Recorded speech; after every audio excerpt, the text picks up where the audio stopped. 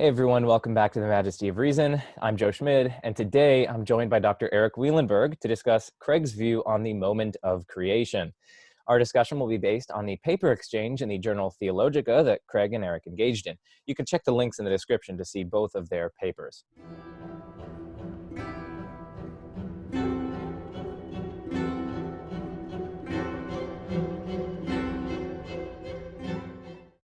So, Erik, first, thank you for coming on. And second, can you kind of give us maybe a 60-second rundown of who you are and your research interests? Sure, and thanks a lot for having me. I'm really excited to be here. I appreciate it.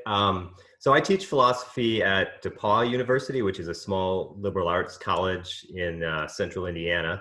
I've been teaching here for about 20 years, so spent my career here. Before that, I got my PhD in philosophy at UMass, Massachusetts, and then I spent a year when I was finishing my dissertation. I spent a year. This is in the late '90s, so it's a while back. But I spent a year at the University of Notre Dame. They've got a kind of a think tank, Center for Philosophy of Religion, and I was able to work with Plantinga and some other, great thinkers at Notre Dame. And so my interests are mainly in philosophy of religion, and then also in ethics, particularly meta-ethics. So that's kind of where I sort of split my time between those two areas. And I'm particularly interested in the prospects of there being objective morality, even if there is no God, a sort of atheistic approach to ethics, which obviously is at the intersection of ethics and the philosophy of religion. So that's where I'm coming from. And probably, if people don't know, I'm coming at things from the atheist perspective. So I've interacted with Craig in various ways. Particularly one of his main arguments for God's existence is the moral argument, which I know is not what we're talking about today, but that sort of got my attention. I'm interested, as I said, in objective morality without God, and so the moral argument is a challenge to that. But obviously, the focus today is a challenge to Craig's Kalam cosmological argument that I put forward. Sweet, thank you for that. So with that kind of intro out of the way, now we can get into the background to your paper and this whole kind of discussion. So pretty much all of my subscribers know the basic Kalam syllogism. I've talked about the Kalam with Alex Malpass on my show, also on a show called Elephant Philosophy, and many other places. So most of my subscribers are familiar with this. But for those who aren't, the Kalam, of course, is just whatever begins, and this is a rough gloss. Whatever begins has a cause, the universe, and time as such, according to Craig, began, and so the universe and time as such has a cause.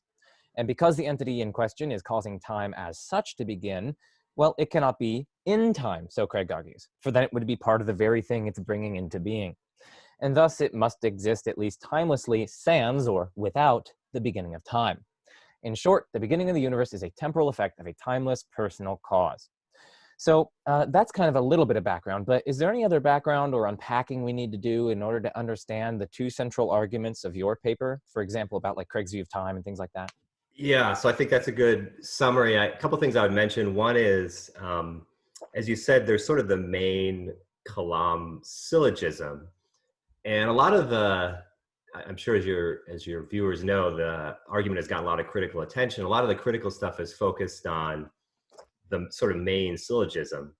But my interest here is actually on this last bit of the argument. So the main argument, if it works, it gets you to the conclusion that there must be a cause of the beginning of the universe, but it doesn't specify anything about the nature of that cause. So there's this last section of the argument, which is actually quite important because that's where God enters the picture, right? So Craig says, okay, in the final bit, he says, what can we infer about the nature of this first cause? And he, as he puts it, he says, he argues that we can recover a lot of the divine attributes. So it's a quite important part of the argument, but it's gotten a lot less attention than the sort of main premises. And so that's the part of the argument I'm interested in. And I guess the other thing I would mention, you touched on this a bit, but the timelessness of the first cause seems important in Craig's reasoning because it's one of the main things that is supposed to lead us to the conclusion that the first cause must be a person.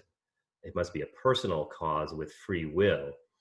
And when Craig talks about this, he suggests that there is this puzzle about how a timeless cause could generate a temporal effect.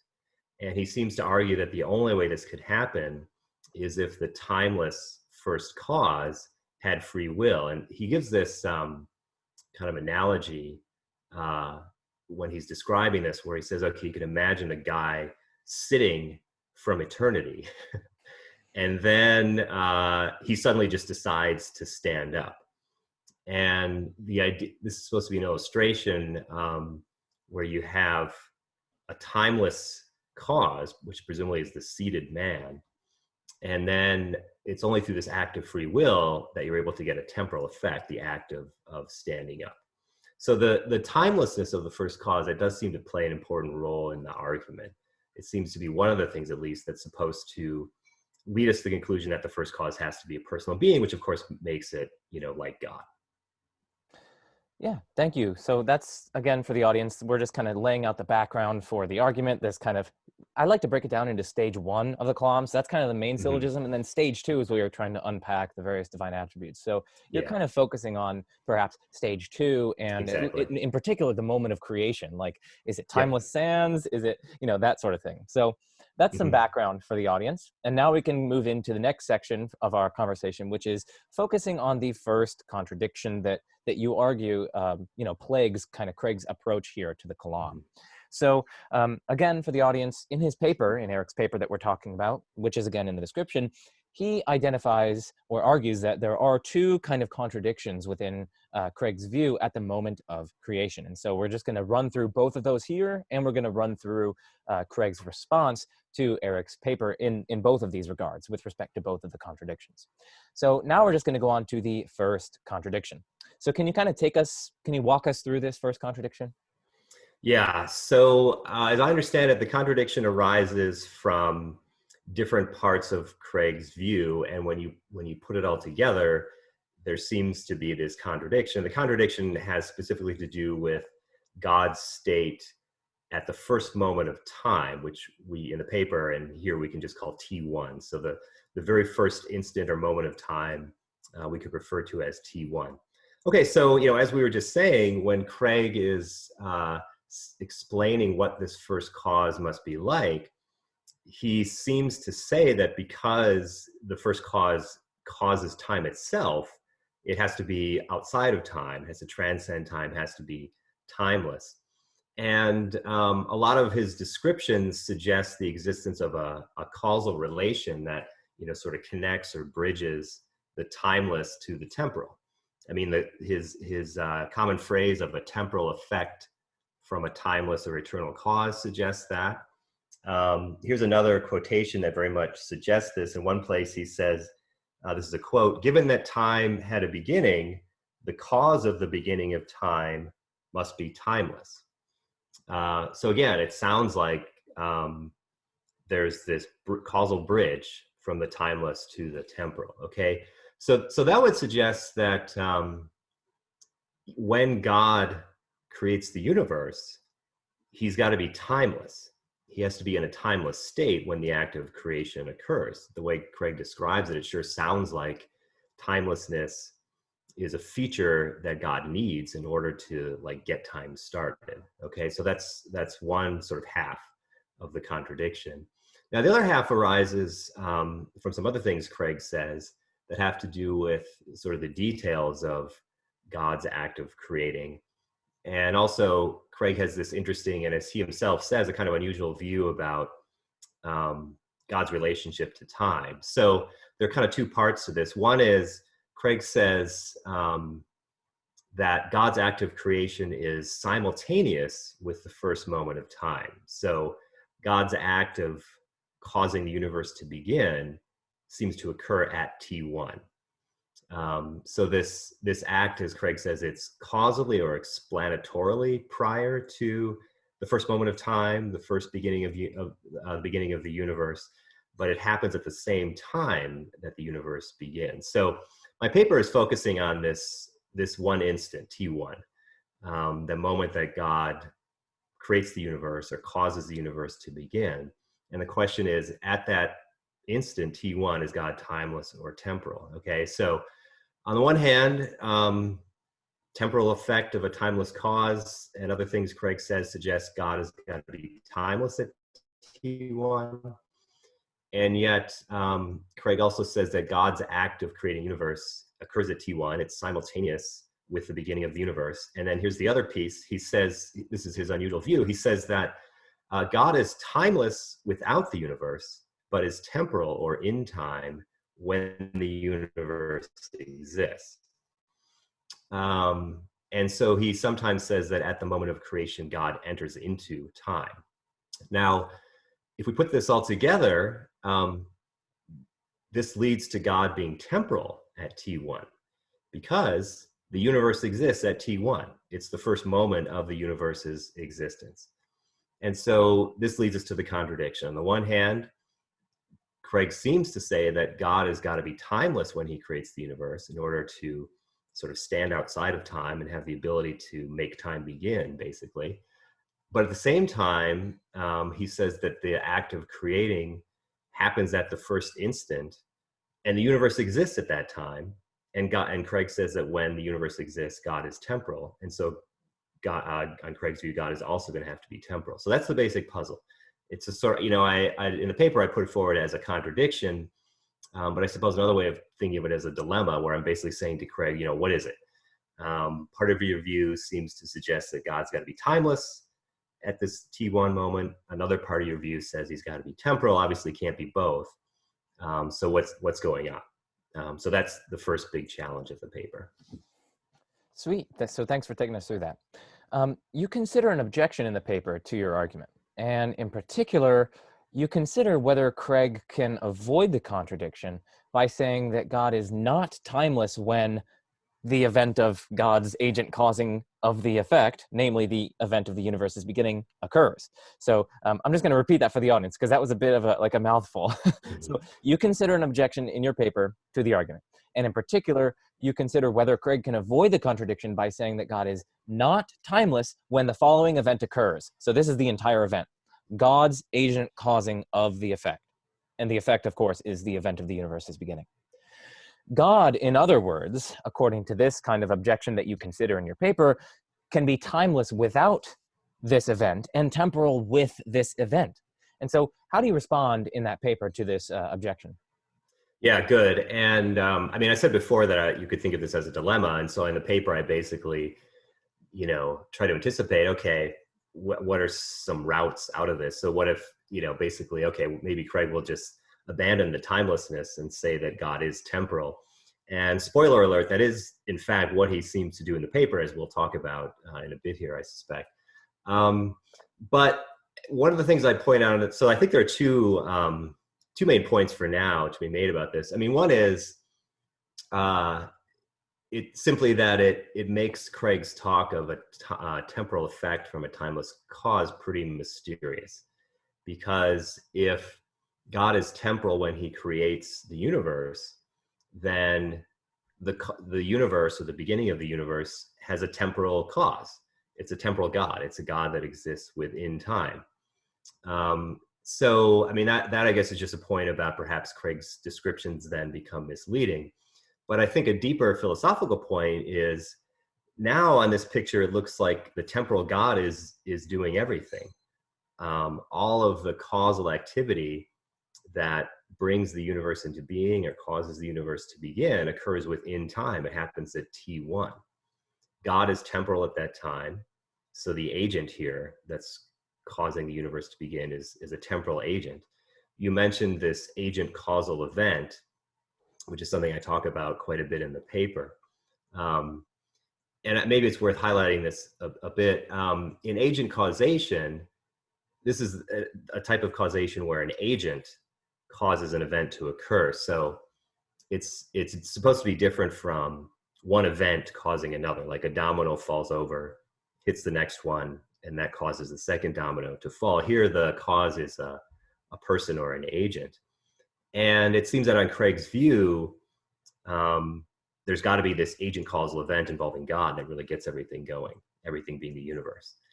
And if God is temporal and this agent causal event occurs at T1, it's going to be a temporal event. So everything that has to do with bringing the universe into existence ends up being temporal.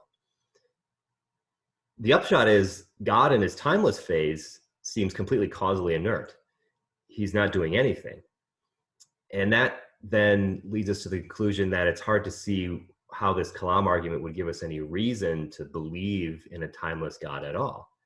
The reasoning here seems to be we're positing this first cause in order to explain how the universe began. But if all the causal work is done by a temporal God and temporal events, then we seem to be left with no reason to believe in a timeless cause at all. Yeah, and that was precisely the means by which he facilitated the inference to personhood, right? So that would it's even like further of a difficulty if indeed he succumbs to this kind of dilemma. So right. Yeah. So if I guess before going on to Craig's first response, I did have one quick question. Maybe we could just dwell on it a little bit further. It's with respect to this agent causal event. So some people might say like, well, hold on a second, aren't you like agent causation was precisely supposed to be the opposite of like event causation? So can you kind of dig into this further and talk about how like Chisholm and others, like they do indeed say like, listen, yes, there is the agent causing, but there's also the event of the agent causing the event, or what the effect or whatever. So can you take us through that? Yeah. So in the I guess agent causation literature, I guess you would say, there's a fair amount of discussion about what the structure of an agent causal event would be. But I think for present purposes, for the purposes of this discussion, I guess I would just say that what's most important is that there has to be the event of the agent causing another event. It gets a little tricky. So we've got an event that includes another event as a part. Okay, so maybe we should take a simple example. I mean, when Chisholm in his classic paper talks about agent causation, he's got an example of, I guess, an agent who agent causes like the movement of his own body, and he shoots somebody. And so if we think of, so let's just suppose it's me and I shoot someone, okay?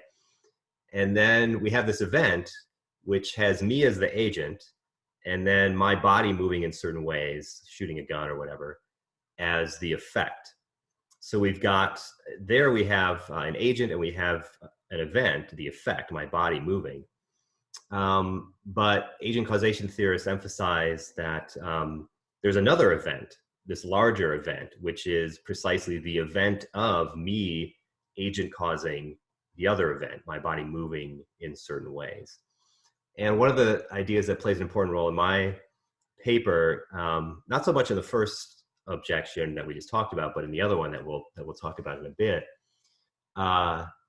is the fact that this agent causal event itself, on Craig's view, seems to be a temporal event. It's an event that occurs at T1.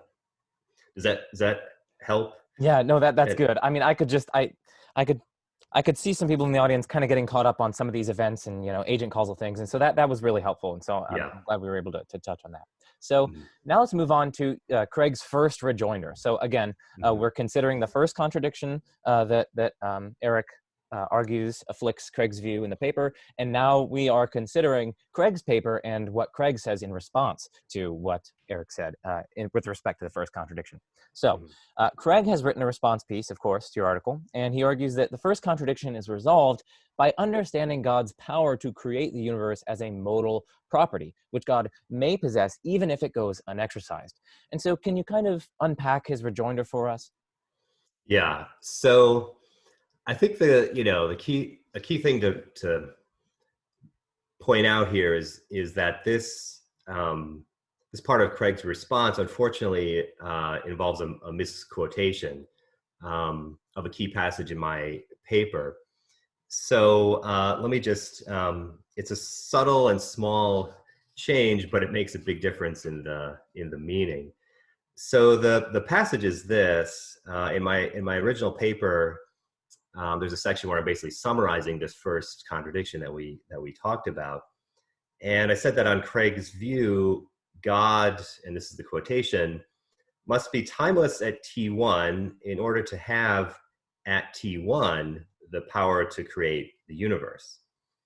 And then when Craig in his reply quotes that passage, unfortunately, he misquotes it slightly differently. So his version says that God, quote, must be timeless at T1 in order to have the power to create the universe at T1. It's a small change, and your viewers might have to rewind. But the key is this: the modifier at T1 has been moved from the middle of the sentence to the end, which again seems small, but in philosophy, these small changes can make a big difference. So the upshot of this is that the misquotation allows for this pretty strange, I think, misreading or misinterpretation of what's being said. Hey dogs, quick but important note. So after Erik and I recorded this conversation, Erik actually received an email saying that Craig was working from an earlier draft of Erik's paper when Craig wrote his reply. And in that earlier version, the at T passage appears as Craig quoted it. So in short, despite the difference in wording between the published version of Erik's paper and Craig's quotation in his reply, it's not fair to say that Craig misquoted the passage because he did accurately quote the version that he was working with. Now, unfortunately, the editors didn't share the final version of Erik's paper with Craig, as Craig was working on it. So the situation is neither Craig's fault nor Erik's fault. If anything, it's the editor's fault. So with that note covered, let's get back to the philosophy. So let me kind of go through the two readings, and maybe this will help bring out what's going on. So here's what I meant in the actual claim in my paper. I was saying, okay, I mean, we assume that we're talking about the actual world, where in Craig's view, God has created the universe at T1. And I was saying, okay, so suppose that at T1, God exercises his power to create the universe, causing the universe to begin at T1. So all this is happening at T1. And I said, what I was saying was, well, given all of that, on Craig's view, it seems that God must be timeless at T1. For the reasons we talked about before, Craig seems to say if in order to have the power to start time, the first cause has to be timeless. So that's the correct interpretation. Now, Craig's misinterpretation goes like this. The way he's interpreting it is that I'm attributing this view to him. I'm saying, okay, let's let P be the following power, the power to create the universe at T1. So now at T1 is embedded in this as part of the power. So in the original version, I was saying that God has a particular power at T1. When Craig moves the at T1 modifier, he now speaks of the power to create the universe at T1. And then he says, I'm attributing to him the claim that in order to have that power at all, God must be timeless at T1. And then Craig just points out, well, God could be timeless and not create the universe at all. And so he would not, in that case, he would not be timeless at T1 because there is no T1. And yet God could still have this power P, the power to create the universe at T1, which is correct. But because of the misquotation, it's completely irrelevant to the argument I was actually making. So I realize this is somewhat complicated. I guess the key thing, though, is that because of this misquotation and misinterpretation, he's criticizing an argument that I didn't make. It's not part of my argument. It's irrelevant to the argument I was making. And so his whole reply here kind of misses, it ends up just being totally irrelevant. However, he also does say that he explicitly says God is temporal at T1, which to me is the really helpful thing about his reply. It does shed light on what is the key question. What is God's state at T1? Is he timeless? Is he temporal? So even though Craig's reply is sort of directed at this irrelevant argument, it also does bring some clarity when he says that, okay, God is temporal at this moment of creation and not timeless. So if saying there's a kind of posing a dilemma for Craig, what is it? Is God timeless or temporal at T1? It looks like Craig's answer is he's temporal. So we do learn something, I think. That's good. No, that's good. And it's interesting how these very slight changes in a quotation, and we're not saying that Craig intentionally did this or anything. We're just pointing out that it was unfortunately a misquotation. But when you do that, it has ramifications down the line, philosophically speaking. So Right. it's important to just to flag that for the audience. So now that we have this response on the table, well, I mean, you've already kind of, well, you've already kind of given a response. So, you pointed out that it's not exactly relevant, and you pointed out that we have this important piece of information. So you've kind of already taken us through your response to that. So if you're cool with it, maybe we can move on to the second contradiction now. Is that cool with you? Yeah, sounds good. Absolutely. Sweet. Okay, so your second contradiction, it seems, is motivated by the kind of following question. And of course, questions aren't contradictions or anything. I'm just saying that it's motivated by it. So Mhm. the question is, what is the relationship between what you call GA, which is just this event of God's agent causing the beginning of the universe? So the question, what is the relationship between GA and the time beginning to exist? Now, you argue that Craig's available answers are unsatisfactory. And so can you take us then through this kind of second contradiction? Sure. And this argument is a bit more complex Yeah. than the first. But basically there seem to be three options, possibilities on the table. So if the first argument could be understood as a dilemma, I guess this could be understood as a trilemma, where again, I'm asking Craig, which of these three options are you going to take? So yeah, here we got to think of these two events. One is GA, which is this agent causal event that we were talking about before, where God agent causes something, and that starts the universe. And then we have the event of time beginning. So the question is, what's the relation between these events? Okay. So in the paper, I argue like this. I say, well, one option is that, and it's a question of causal priority. So again, on Craig's view, it seems that these events would happen at the same time. So they'd be temporally simultaneous. But the question is, which one, I guess, causes or explains the other? So one option is that time's beginning is causally prior, so it causes or explains God's agent causal act. But that seems not to be acceptable. One reason being, it seems that it would conflict with God's free will. I mean, typically, agent causation theorists say that these agent causal events have to be uncaused in order for them to be free or to generate free actions. So that option seems not to be good. Another option is the reverse of that, where we say GA is causally prior to time's beginning. And again, spoiler alert, this is the option Craig ends up taking, which we'll come back to. But in the paper, I argued that Craig couldn't take this option because that would make a temporal event, GA, causally prior to time's beginning, which seemed weird. Okay, but at any rate, Craig's going to argue that it's okay. All right, so looking ahead. But then we kind of seen Craig's response already. So then what I said was, well, there was a third option, and this is the one I thought Craig should take, which he does not. But I anticipated that the most plausible option would actually be, you just say that GA and time's beginning are the same event. That is, GA literally just is the beginning of time. And then that would lead to the contradiction. And the contradiction in this case is that GA, on Craig's view, would have to be both caused and uncaused. It would have to be caused because Craig says that the beginning of time must have a cause. And if GA is the beginning of time, then it would have to have a cause. But GA as an agent causal event, again, in order for it to be free, it would seem that it couldn't have a cause. So that was the second alleged contradiction on Craig's view. Sweet. So, of course, as you've argued, the contradiction or the alleged contradiction consists in the fact that under Craig's view, that first event would be both caused and uncaused. So Right. you proceed through three different ways that one can, deny that GA is uncaused, or else that GA is even an event in the third case. So the first one would be, well, it's uncaused because God agent causes it.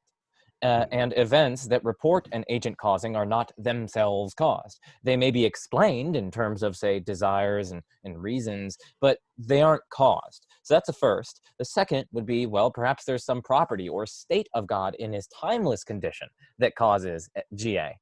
And then the third one would be an agent's causing some effect is not itself an event. So they would challenge that kind of assumption that we mentioned earlier. Like they might say, after all, if it were an event, well, then we seem to be led to a vicious explanatory regress, since we would need to know what caused that event to begin or to happen. And then there would be the higher order event of that causes causing the event, and then and so on ad infinitum. So Right. these three rejoinders, where someone is attempting to deny that GA is uncaused or else that GA is an event in the first place, Mhm. how do you respond to these kind of three different rejoinders? Yeah. So the first one where we say that so GA itself is an agent causing, and the first option is, well, maybe God agent causes GA itself. So then we get an even more complicated agent causal event. And I think you can see pretty quickly this is going Yeah. to lead to an infinite regress, because then we would ask, we would have GA2, we might call it, would be the new complicated agent causal event. Well, does it have a cause or not?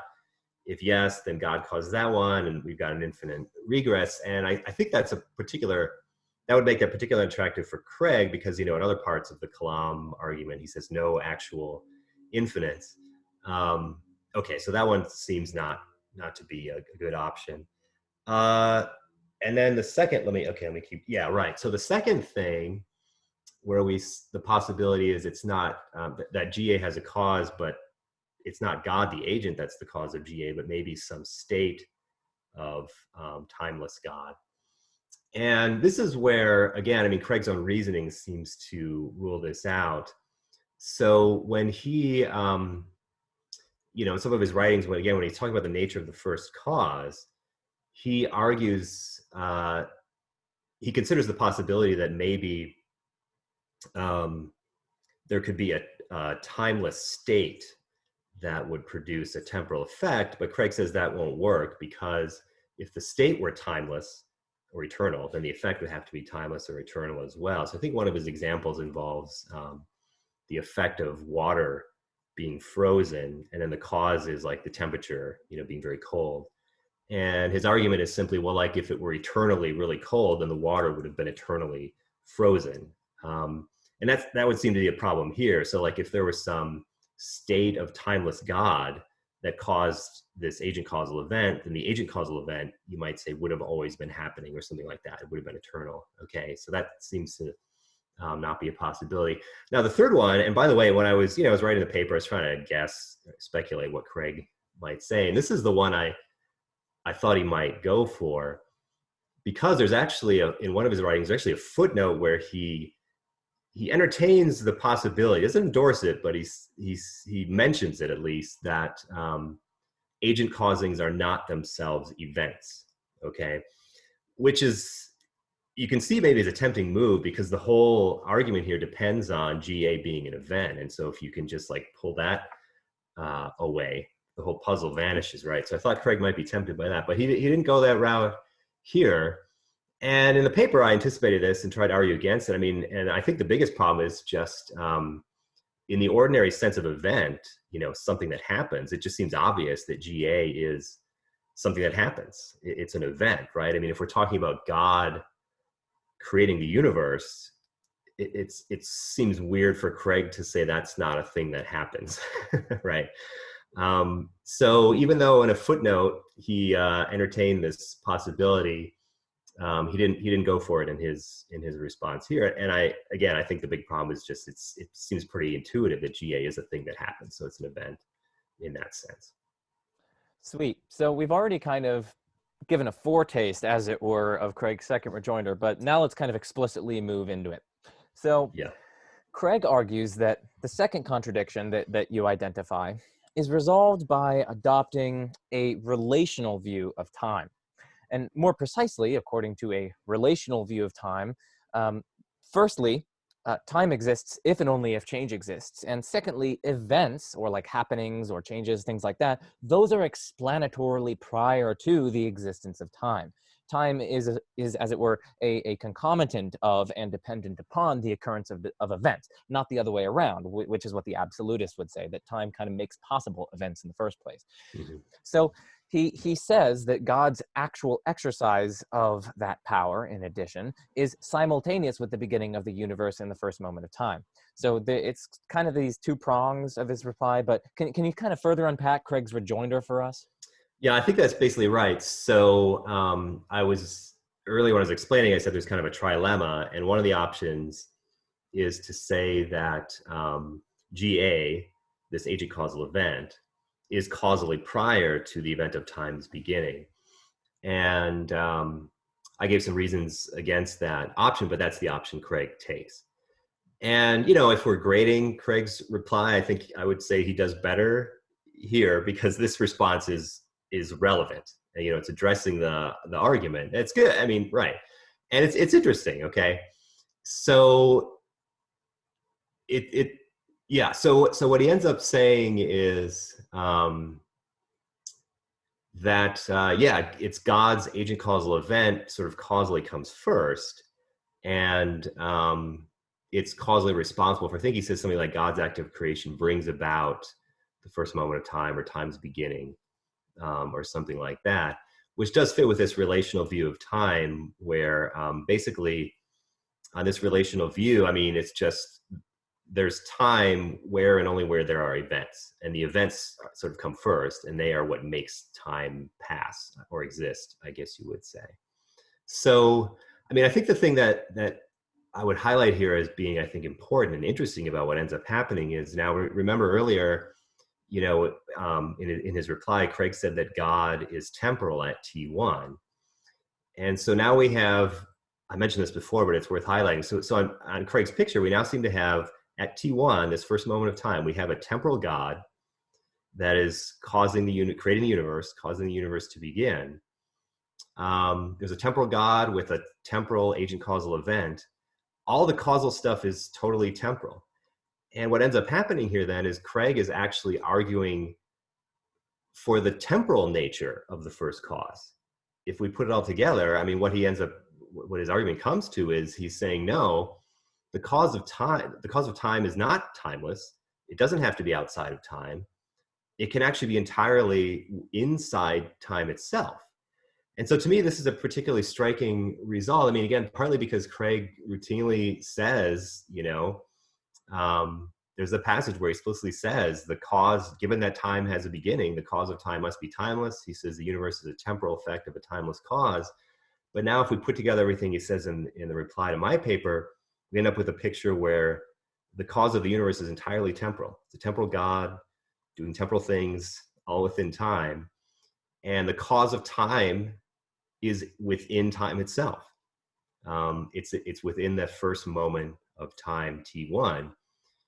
So to me, this is the most interesting, upshot of all this. It's a pretty striking picture where it seems very much at odds with at least the way Craig often describes the first cause. It's not timeless at all now. It seems to be totally temporal. Yeah. So is that all you wanted to say with respect to his second reply? Because I know we want to go on to the kind of open dialogue on is there a way to avoid trouble at the moment of creation? But are there any last things you want to say maybe overall about either your paper or Craig's response or this particular response? So I've got, I think maybe this will come up later. I was thinking about Craig's response, and I think it might, once he seems to be saying that the cause of time is within time itself, to me, that seems to open the door to lots of possible explanations for the cause of the universe's beginning that don't involve God. And maybe we'll get into that later. That's a bit of a foreshadow. But to me, the most striking thing about Craig's reply is when you put everything that he says together, it looks like on his view, actually, the cause of time and the universe beginning is entirely within time itself, which to me is a surprising result, given the way he typically describes the first cause. So, interesting results from the exchange, to me, that's kind of number one on the list. God is totally temporal when he causes time to begin. Cause of time is within time itself, it seems, on Craig's view. Interesting. Okay, sweet. So now let's kind of move on to just the question of, is there a way to avoid trouble at the moment of creation?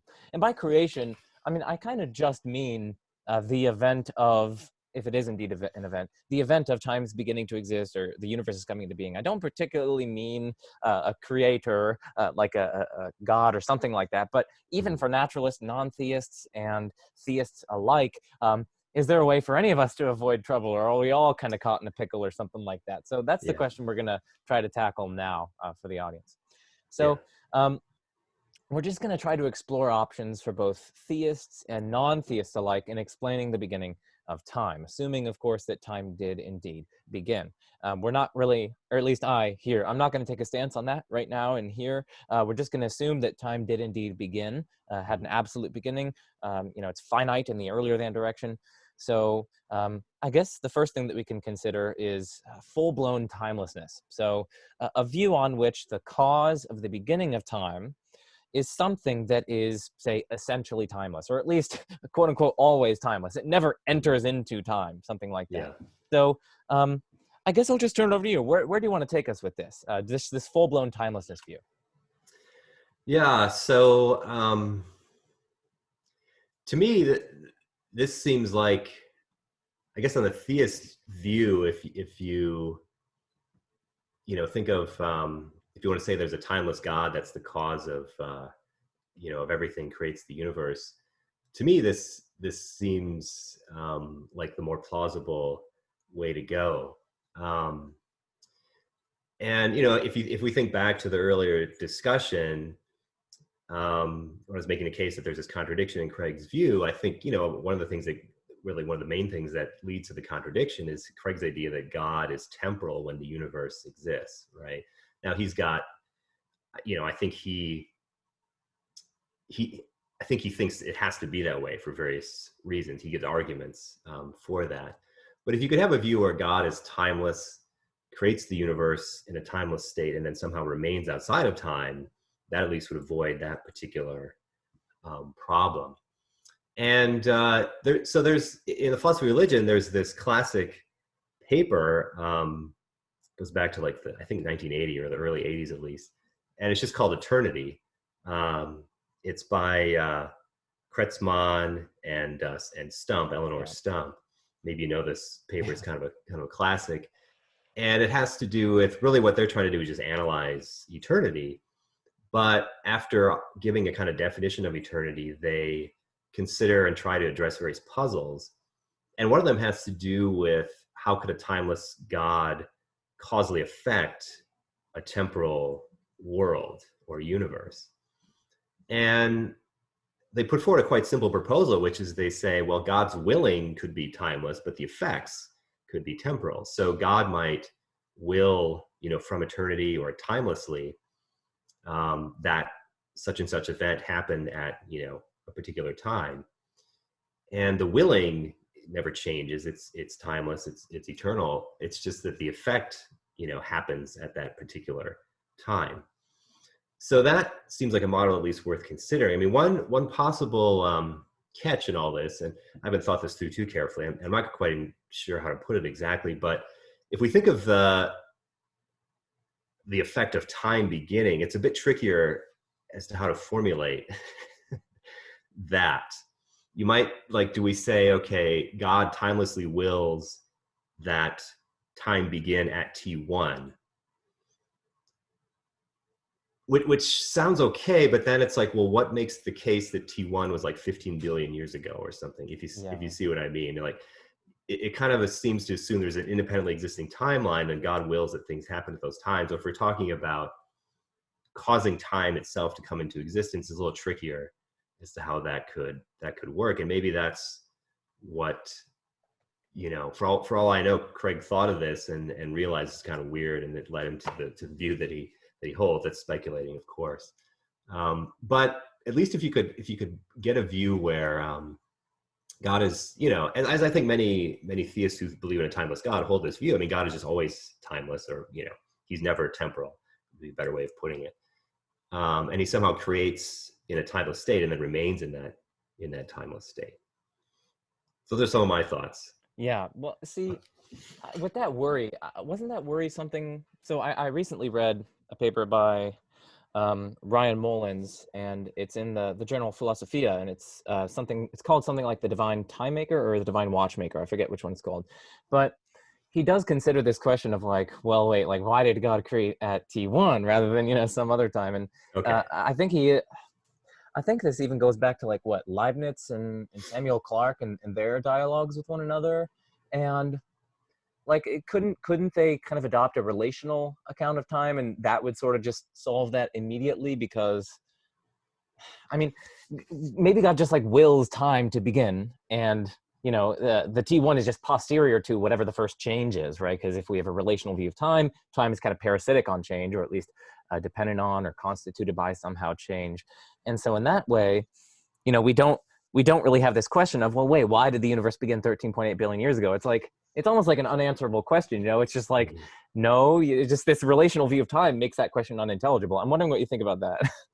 Yeah, I'm not sure I mean, I have to think it through. I'm kind of literally speaking, like slow-witted. I need to think things through. So I'm not off the top of my head. I mean, I guess I'm thinking of Craig's idea that like, there's this worry that like, if the willing is timeless, what is it that God's willing? Is he willing, let the universe begin?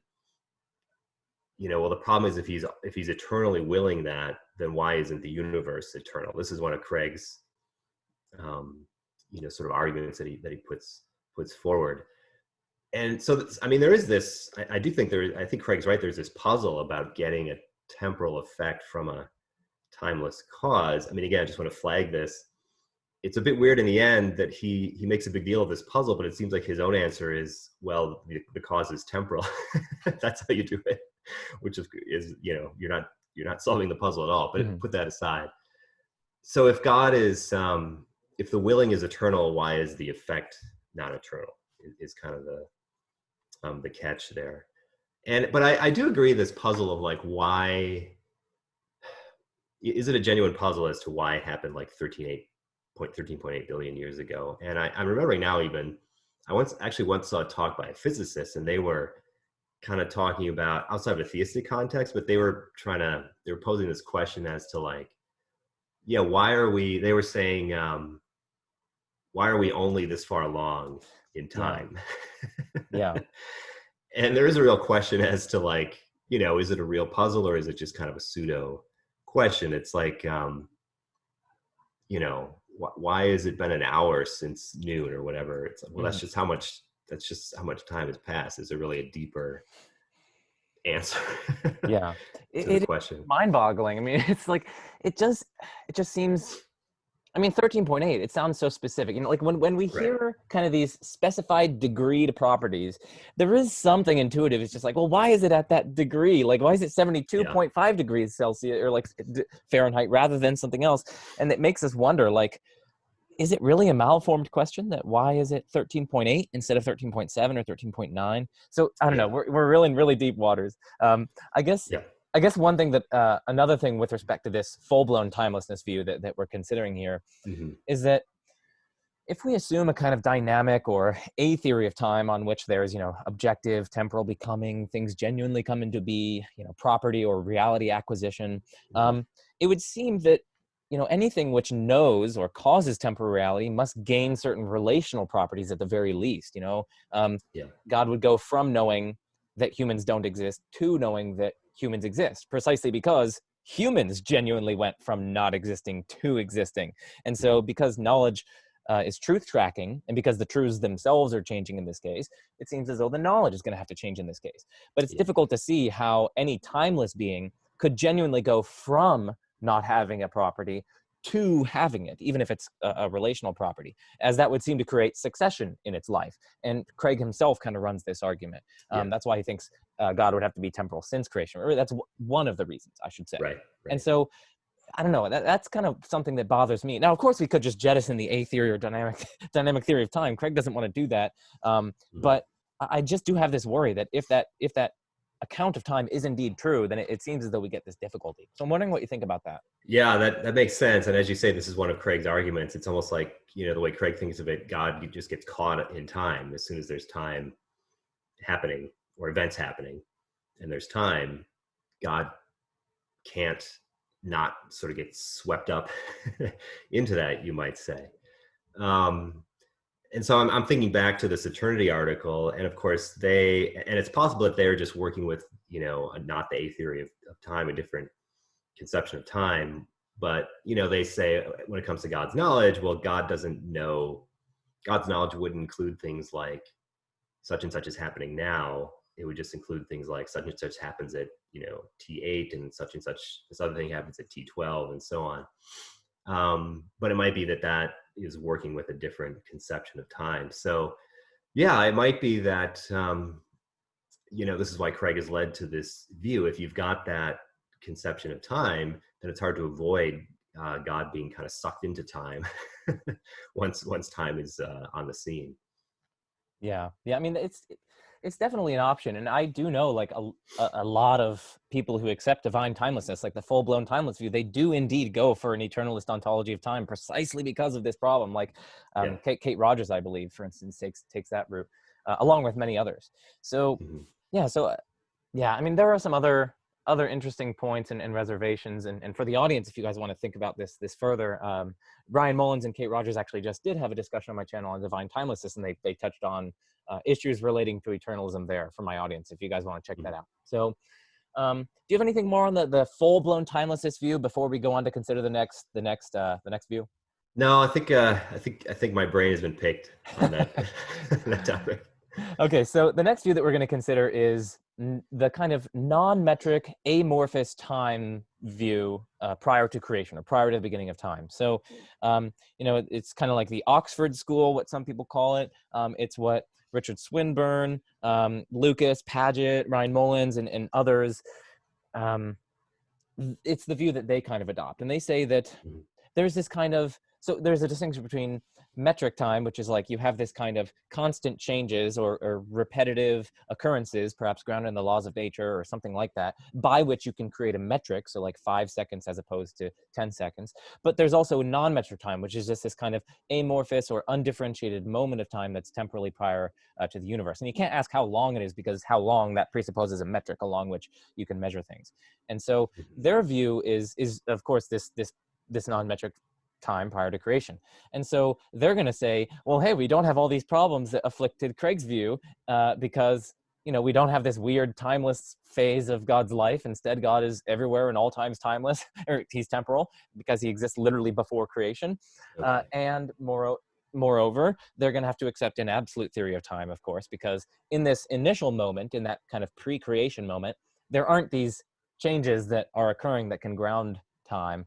God exists kind of changelessly, so they have to accept an absolute view of time on which time can exist without change. That's, I guess, one cost. But they avoid, it seems, the views of the timelessness sans creation view, but they also seem to avoid the problems that we were just articulating for the full-blown timelessness view, because God can know these kind of tensed facts, and his knowledge can change and things like that. So he can get sucked into time, as it were, or into metric time.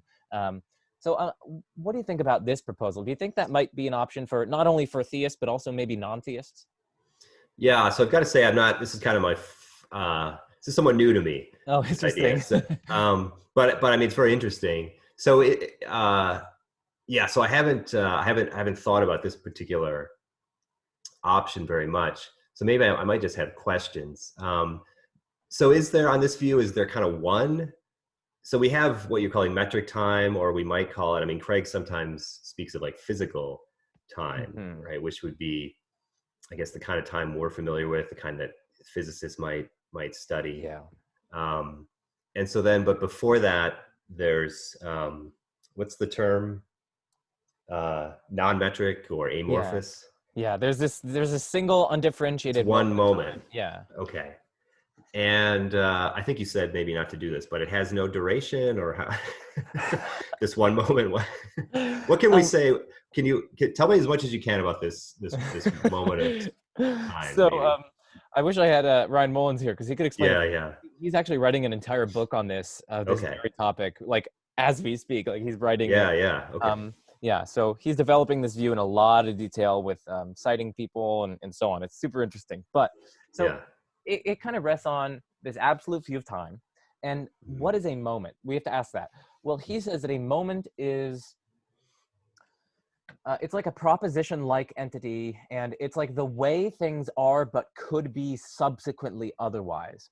So it stands in like temporal relations with other moments, say, and it's a way that things are and could be subsequently otherwise. I think that's what he uses it. And so this kind of pre-creation moment is a way that things are, and they could be subsequently otherwise because it stands in that temporal relation to them. It's Okay. earlier than it. Right. There's no constant change during this single moment that could like ground a kind of how long is it or things like that. Hmm. I'm not sure about the question of duration. We're gonna have to ask Ryan on that. But it doesn't Okay. seem as though duration makes too much sense to ask, because if there's a duration, then we can ask how long is a duration, right? Yeah. But this is precisely non-metric. It's undifferentiated, so we can't ask how long.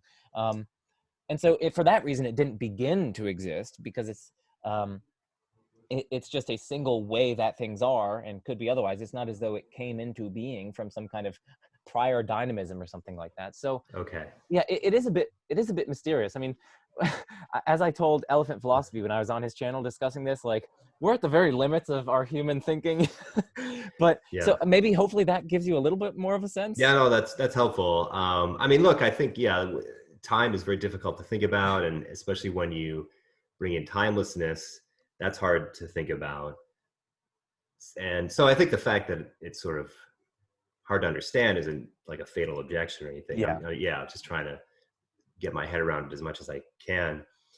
So, I mean, it kind of sounds like a hybrid view where it's, I mean, this isn't quite right, but it's like eternity except before the temporal order. So, typically timelessness or eternity, it's described as being neither earlier than or later than any temporal moment. I mean, it's separate altogether. Whereas here, this non-metric moment is prior to metric or physical time. And then, I mean, I guess maybe there are different options, but on the more questions, I mean, on this view, does the creation, a theistic version of this view, is God like doing stuff, creating in this pre-metric time moment, So or is it more the creation occurs later in regular metric time? okay, so you're giving me an idea for a paper. I'm wondering if I'm wondering if we could run this. I'm wondering if we could run your kind of two contradictions.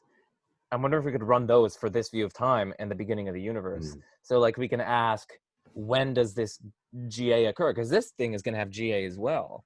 And so like this view is going to have that event of God's agent causing the beginning of metric time. And so I'm wondering if we could just replace most of the occurrences of like the timeless phase or whatever with occurrences of the pre-creation moment. And I'm wondering if we're going to be able to get the same kind of puzzle. I mean, they could say that Yeah. at that pre-creation moment, they could say that the first change consists in God's beginning to will creation to come into being, and so it would be the willing would be simultaneous, and that would be simultaneous with the beginning of metric time.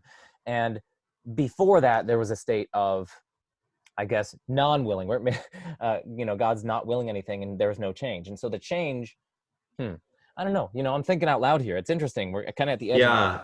I guess it's just, at least then, that there's a question as to the details of how creation works, which really was what, I mean, if we sort of step back to the big picture, one of the things that had always struck me about Craig's view was that there seemed to me to be a certain haziness about the details of creation. I mean, Craig said certain things, like it involved agent causation and so on, but like exactly what was going on was kind of a question I had for a while. And so you might just have a similar question as to the details, especially the timing of things. And so maybe it's worth thinking about like what exactly are the details. I mean, I'm just thinking off the top of my head though, I wonder if I'm trying to think of the aspects of Craig's view that kind of lead to this problem that I identified in my paper. And one of them was the simultaneity of God's act of creating with the beginning of the universe. So I just wonder if would it be possible to have more of a passage of time approach where, I mean, maybe God's willing happens at one moment, and then the effect happens at the next moment. Yeah, I think that's what they're going to do. I mean, because Ryan talks about how, at least in his view, at least causes at least can come temporally prior to their Yeah. effects. I'm not sure if he wants to say, it's always the case, and he might want to leave open the possibility of simultaneous causation, but he could presumably say that, okay, causes precede temporally their effects, and so Yeah. in that pre-creation moment, we have God's willing the universe to come into being, and then at the subsequent moment, Right. that's when creation does indeed come into being, and then you get metric time, and then you get the Yeah. 13.8 billion years. So that might be one way to go about it. And that would avoid the, that's why I get, like, that's one of the things that leads to trouble for Craig. And I'm thinking about it now, and I'm sort of remembering that one of the things that led, like, why does Craig take this simultaneity view? And it was precise, as I recall now, it was precisely because one of the objections to his view that some others had put forward was, since there's no time prior to the first moment of time, there's no time at which God could create the universe or bring it into being, which leads him to say, well, there is time. It's the first moment. It's Mhm. simultaneous. But if you have this moment of time that's prior to the first moment of physical time, that would sort of create space Yeah, for non-simultaneous causation. So God's willing or whatever could occur in this non-metric moment, but then yeah. maybe the effect happens at T1.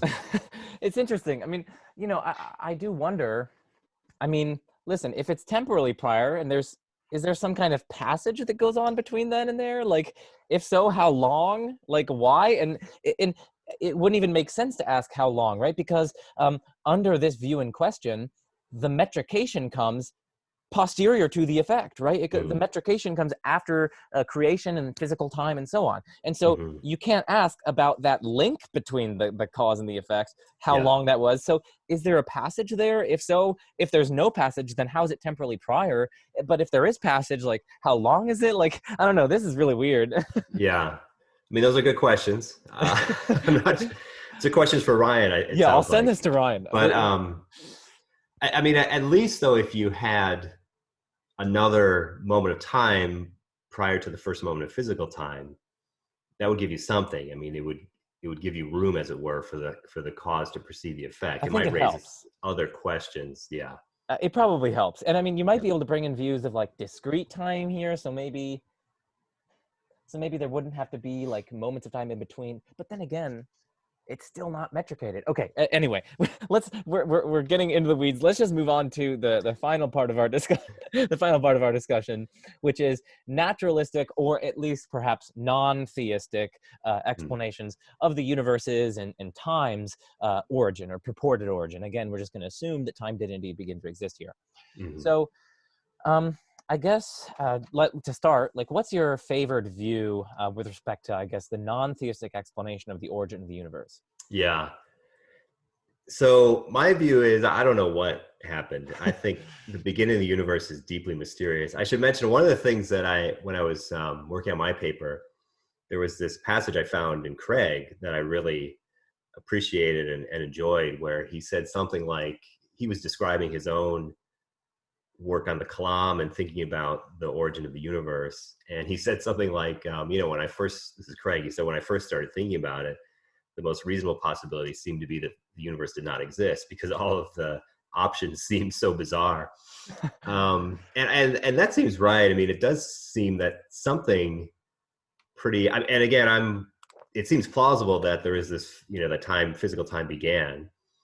And given that, it does seem that something weird happened, for the universe to come into existence.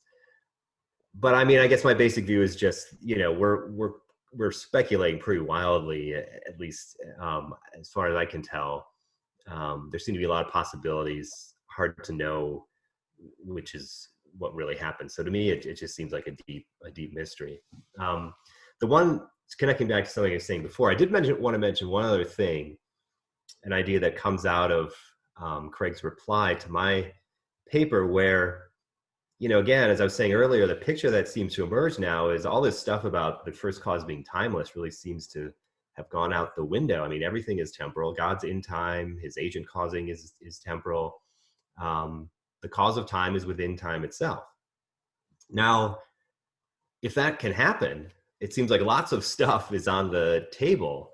that doesn't involve God at all. I mean, so Craig, it looks like, has a theistic picture of a temporal first cause, a temporal God, but there seem to be non-theistic versions of this. So one that occurred to me is simply, we suppose that, once upon a time, there was this timeless, infinitely dense, dimensionless physical object, which we can call singularity. And this thing exists timelessly. And then at a certain point, 13.8 billion years ago, an event occurs that causes singularity to, in Craig's terminology, enter time. And what is this first event? Well, it might be this object begins to expand. So we could call this event first expansion. Now you might ask, well, what's the cause of first expansion? And my answer is maybe it's uncaused, which might seem weird, but then you remember that on Craig's view, GA, this agent causal event, is uncaused. And so the picture here is, instead of a God that is within time and causing time to begin, here is a non-theistic view where the cause of time is within time itself. And it's the beginning of the expanding of this object singularity. And then, of course, this is, what the Big Bang is, this thing expanding, and space-time and all of its contents, the universe, emerge ultimately from this object singularity. I mean, just anticipating a couple of natural objections that might arise.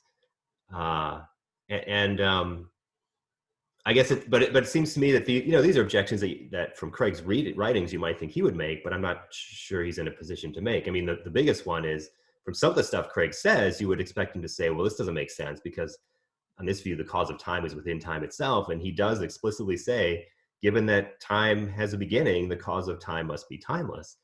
But in responding to my paper, he seems to have abandoned that. And so if the cause of time can be within time itself, then this seems to be on the table. The other thing is, you might say, well, look, we just had this uncaused event. But again, Craig's in no position to object to that because he's got GA as an uncaused event. I mean, another thing, Craig himself, in one of his Kalam discussions, he says, look, the fundamental principle of the Kalam is not that every event has a cause. It's more restricted. It's everything that starts to exist has a cause.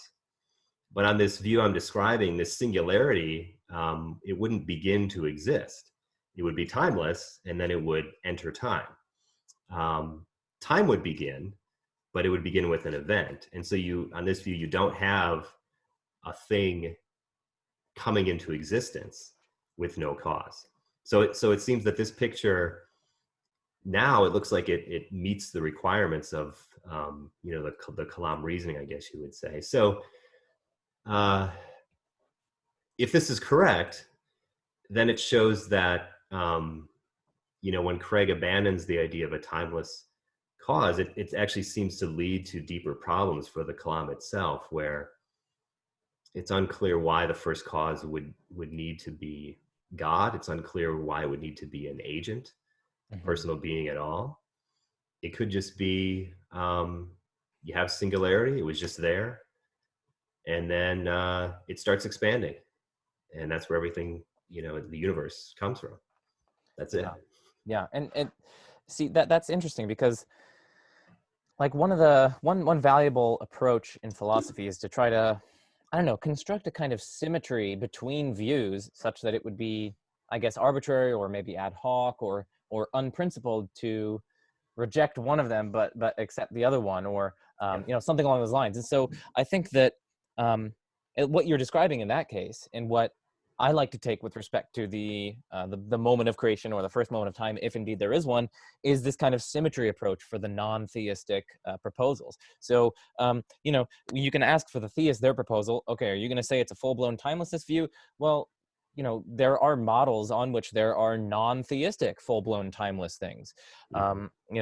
Some views have the universal wave function, for instance, or like wave function monism that one of my friends at Purdue University is developing, and things like that in philosophy of physics. There are whole hosts of views on which you have a non-theistic timeless thing, which Mhm. is such as to explain somehow temporal reality, either by realization or causation or something. So that's one way.